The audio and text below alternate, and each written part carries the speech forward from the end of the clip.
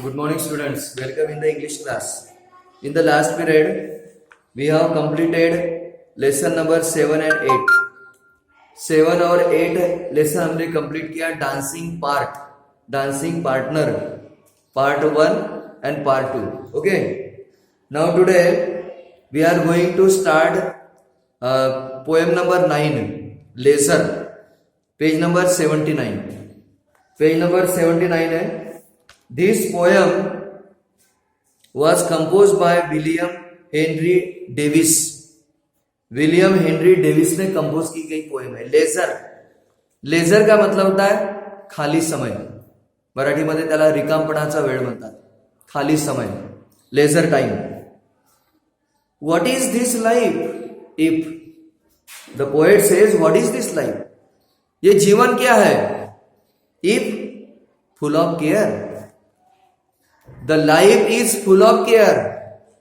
जीवन ये पूरा चिंताओं से भरा हुआ है क्या. हर तरफ चिंता भरी हुई है.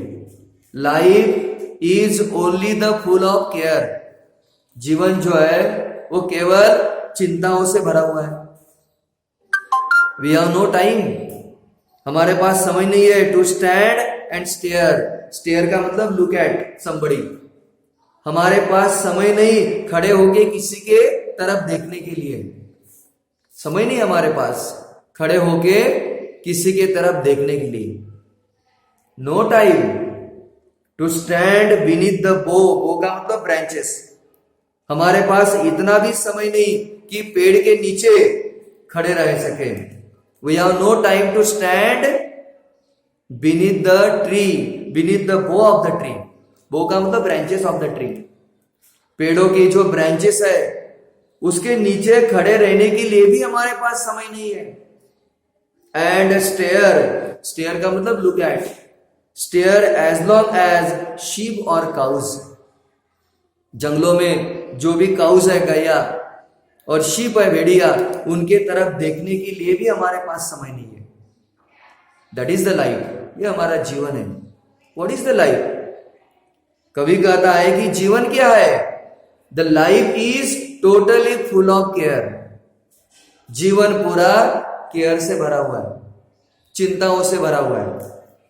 No time to see when woods we pass. Woods का मतलब जंगल. हमारे पास इतना भी समय नहीं है. When we are passing through the forest, जब हम जंगल से जा रहे हैं तो जंगल को, जंगल के तरफ देखने के लिए भी हमारे पास समय नहीं है. जंगल के तरफ देखने का हमारे पास समय नहीं है. वेयर स्क्वारल्स हाइड, हाइड यानी छुपना. Their nuts in grass. ये जो घारुताई है, स्क्वारल माने घारुताई, ये जो घारुताई है उसने अपने घास में नट्स कहां छुपा हुआ है, कहां छुपा के रखा है, ये देखने के लिए भी उनके पास समय नहीं है. देखने के लिए भी समय नहीं उनके पास. लोगों के पास, हमारे पास समय नहीं है. No time to see in broad daylight. दिन का जो उजाला है, ब्रॉड डे लाइट, वो देखने के लिए भी हमारे पास समय नहीं है.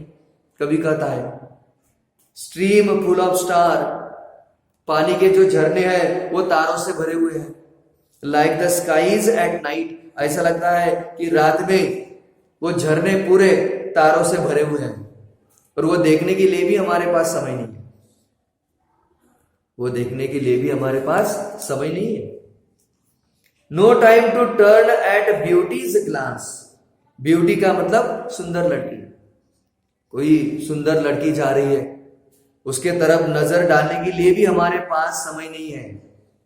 If any beautiful girl is passing we have no time to glance her. Glance का मतलब नजर डालना.